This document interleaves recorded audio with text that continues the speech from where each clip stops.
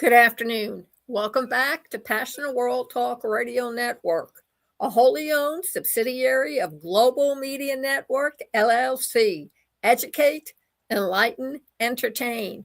And on this episode of Lest We Forget, we are talking about Greenland and our current president. Title is Our Current President, Greenland Framework Sounds a Lot Like an Already Existing 1951 Deal by Aaron Blake.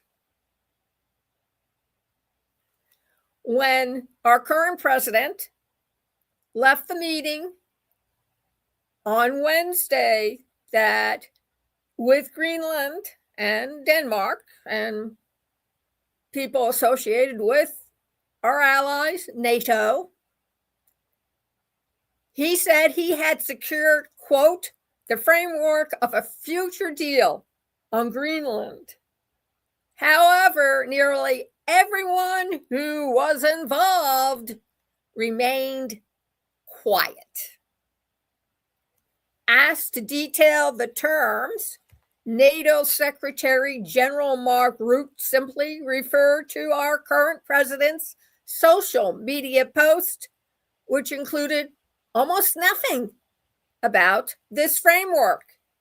When CNN's Kaitlan Collins asked our president whether it met his demand to own Greenland, he paused and avoided the question and said instead, quote, it's a long-term deal.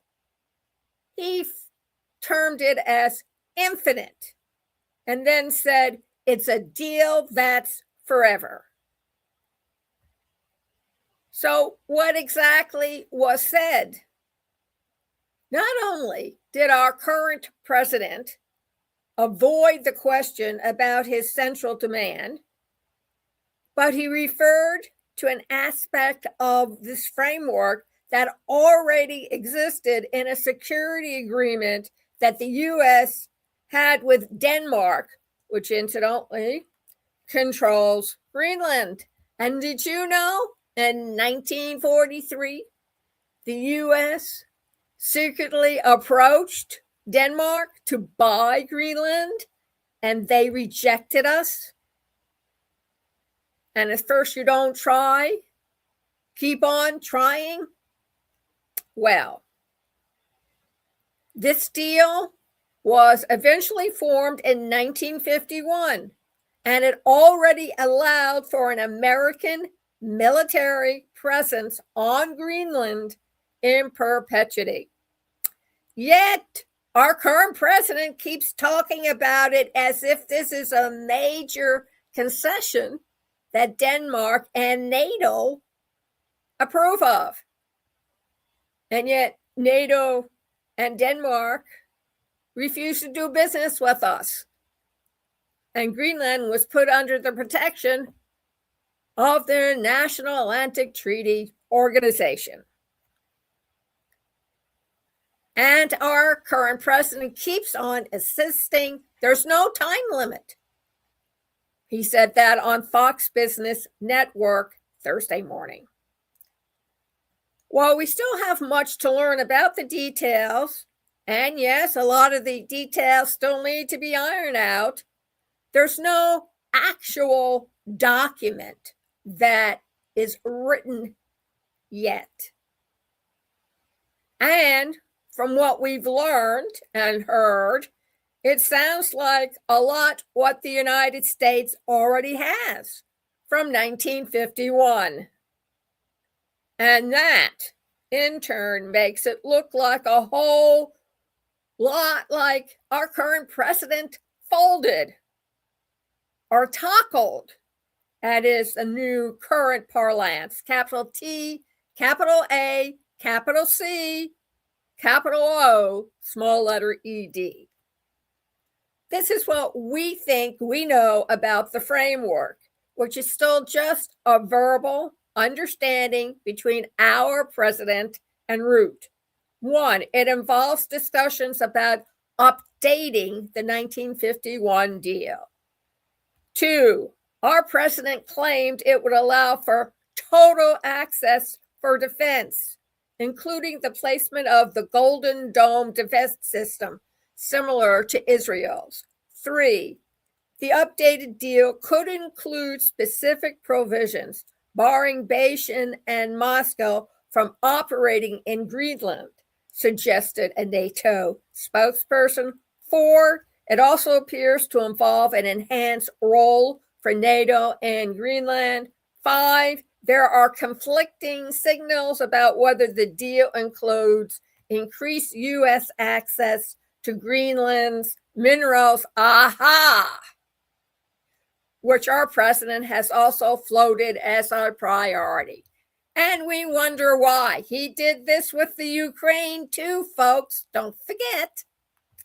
These would be significant concessions, except that it looks plenty like the U.S. already has them in a large part, or could have them with significantly less coercion. When it comes to sovereignty over U.S. bases, the 1951 deal already allows the United States to, quote, exercise exclusive jurisdiction over its defense areas in Greenland. These were some updates to the deal in 2004. As long as it didn't violate Danish sovereignty, the U.S. was allowed to improve and develop the defense areas, install and maintain equipment, station personnel, provide security, have post offices and commissionary stores, and control the comings, goings, and operations of ships and aircrafts. This agreement also gave the U.S. free rein to travel between the defense areas, and has even said the laws of Denmark couldn't be used to prevent key personnel and their families from entering or exiting the defense areas. It's possible the new agreement could include even more U.S. free rein, but that's already an extensive amount of free.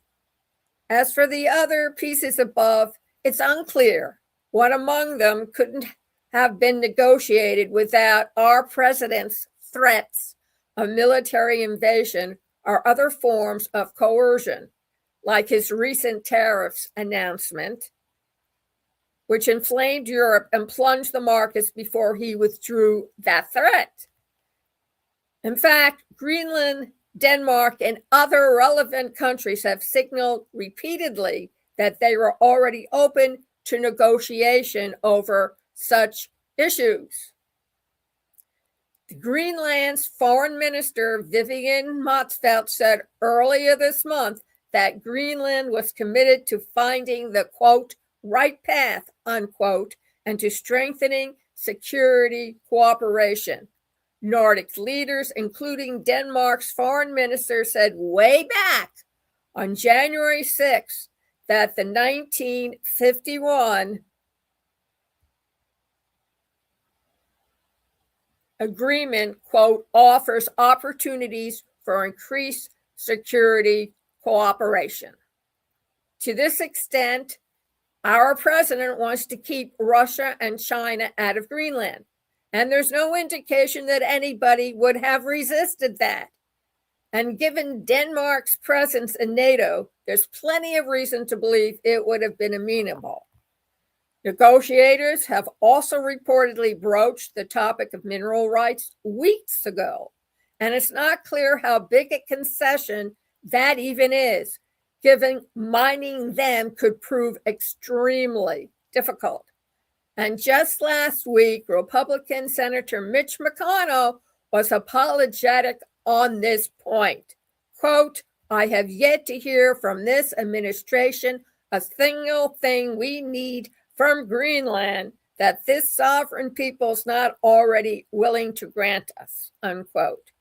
But our president rejected these entities, insisting that it was ownership or bust. Quote, anything less than that is unacceptable. In an interview 2 weeks ago, the New York Times pressed our president on the already existing 1951 agreement, and he doubled down on the need for ownership. Quote, because that's what I feel is psychologically needed for success. I wonder whose psychological, mental success. I think that ownership gives you a thing that you can't do, whether you're talking about a lease or a treaty. Ownership gives you things and elements that you can't get from just signing a document that you can have a base. Oh, really? They call that breaking a treaty. It's too soon to know for sure, but it seems like our president may not get the thing he swore that he needed: full control of Greenland. A document detailing the specific terms of a new deal is expected to be hammered out in the next meeting of the US-Denmark-Greenland working group as soon as next week, CNN has reported. But it's also worth reflecting on the costs to get us there. Brutal tactics were used and political and foreign capital expended to achieve what seems to be only modest changes that could have been won in other ways.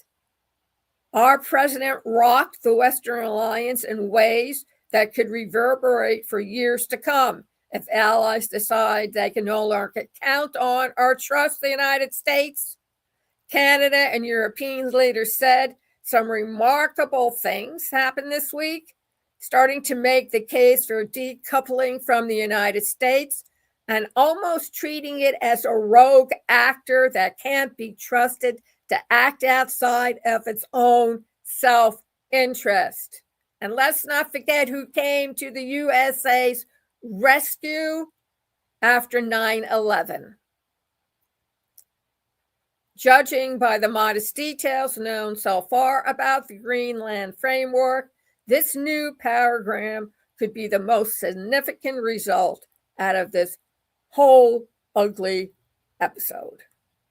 Thank you very much for joining us. Unless we forget the 1951 Accord that was done way before our current president became president of the United States. And I recommend strongly you go and take a look at our marketing blog at passionworldtalkradio.com/blog. Click on the audio to listen to the podcast, read the summary, and of course, click on the link to take you to the full article, read it, and tell us what you think. Opinions always welcome. pwrnetworkllc@gmail.com. Thank you very much. And for the eastern part of the country, enjoy your frigid temperatures.